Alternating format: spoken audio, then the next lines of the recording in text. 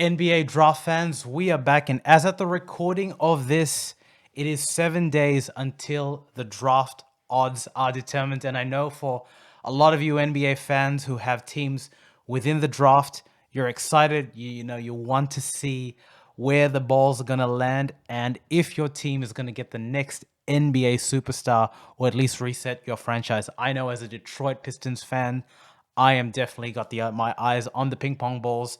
And we will start today with a very new segment at Chang Media. We're going to talk about the Detroit Pistons and we're going to spin the lottery. We're going to simulate the lottery 3 times and see 3 different scenarios which the Detroit Pistons could pick at. So I'm going to spin the lottery at tankathon.com right now and see where we land. And I can't make this one up, but the Detroit Pistons, according to my first spin, have landed, voila, pick 1. Can you imagine if the Detroit Pistons 2 years in a row get the number 1 pick in the draft? To me, this would immediately signal that we're back in the playoffs, at least back in the play-in tournament. And to me, this is easy. This is a relatively easy one. It is Jabari Smith Jr. Jabari Smith Jr. will slot in and he will be the 1B to Cade Cunningham being the 1A. And to be honest, you could not necessarily get a smoother pairing than Cade Cunningham and Jabari Smith, in that Jabari Smith doesn't necessarily need the ball in his hands. He's a lights out shooter. He plays a position of need in power forward, and getting Jabari Smith Jr. at the 4 rather, would ensure that Jeremy Grant gets traded for more assets. You build in a similar timeline. He's a positional defender. He siphons into Isaiah Stewart, who stays at the 5. Jabari Smith Jr., if my Pistons get number 1, make all the sense in the world. And over time, as Jabari Smith grows, at a best case scenario, I see him being maybe a slightly less explosive version of Brandon Ingram. I mean, that's what I want. You see the guy, you see, that the ability to have that jump shot, which is unguardable at its release. Hopefully, he can be a little bit more than Rashard Lewis. If you're drafting at 1, you definitely want more than Rashard Lewis. But even if not, with Cade Cunningham being the engine of the offense, the kickouts, the mid-ranges, a little bit of alley-oops here and there for good measure, Jabari Smith Jr. makes all the sense in the world. Okay, so I'm going to spin the lottery for the second time. Let's try this now. And in this iteration, the Detroit Pistons fall from number 3 to number 5. Now, this is a feasible scenario.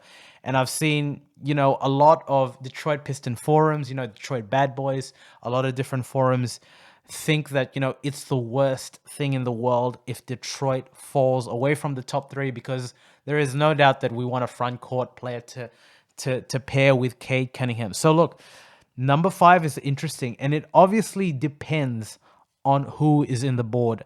But I see number 5, Detroit Pistons, taking a swing at Shaedon Sharpe. So absent a dominant front court player, I think Killian Hayes, the jury is still out into what he's going to be.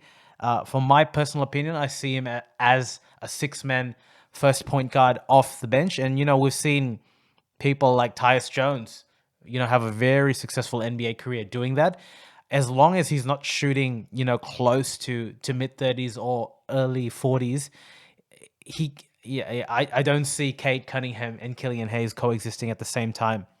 So to me at 5, assuming all the front court players are taken out, Jaden Ivey gets definitely a look here, but that potential of Shaedon Sharpe is maybe too good for Troy Weaver to pass out. So at number 5, if the Detroit Pistons were there, they solidify their backcourt of the future with Cade Cunningham, who's cerebral, who probes for gaps, who's your quarterback. And can you imagine unleashing a Shaedon Sharpe, 6'6", 200 pounds, wrecking the rim, mid-range game. Hopefully there's elements of Donovan Mitchell. I've heard of Brandon Roy. Brandon Roy is almost similar to Cade Cunningham. I don't know, but having 2 lead guards that tall, taking turns closing. I think, there is a universe where this is actually not the worst scenario for the Detroit Pistons. Okay,